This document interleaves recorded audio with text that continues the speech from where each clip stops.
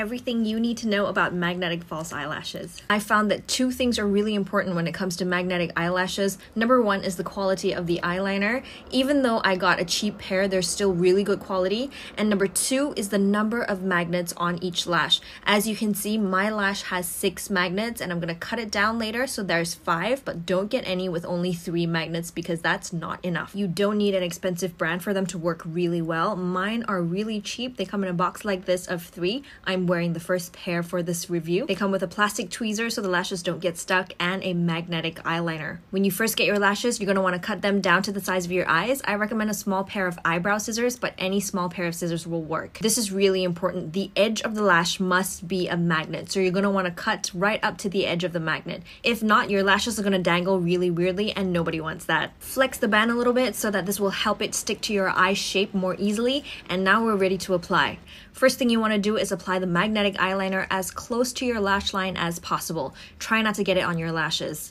I like to go in with a second coat just to make sure that magnetic liner is nice and strong. Now it's time to apply your lashes. All you have to do is just hold it by one edge and put the other edge at the area of your lash where it's supposed to stick. Then just follow through across the entire lash line, and if you want to adjust, you can. To remove, just pull gently on the lash, making sure you don't pull your own natural lashes. To clean them, just soak a cotton bud in makeup remover and run it along the band of the lashes. Then put them back in the case so that they retain their shape. And that's pretty much it. This is a more natural style, and this is a more glam style. There are so many styles for you to choose from, so go ahead and play.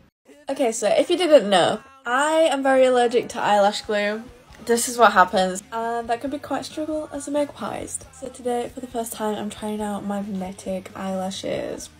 First up is the liner that the magnets stick to. I'm applying like a thick layer of this next to the lash line. I'm just waiting for that to dry. And while I'm waiting for that to dry, I'm going to trim the lashes. It says to apply the lashes while the line is like 80% dry. So here we go. Oh. I think she's on there. I think she's magneted.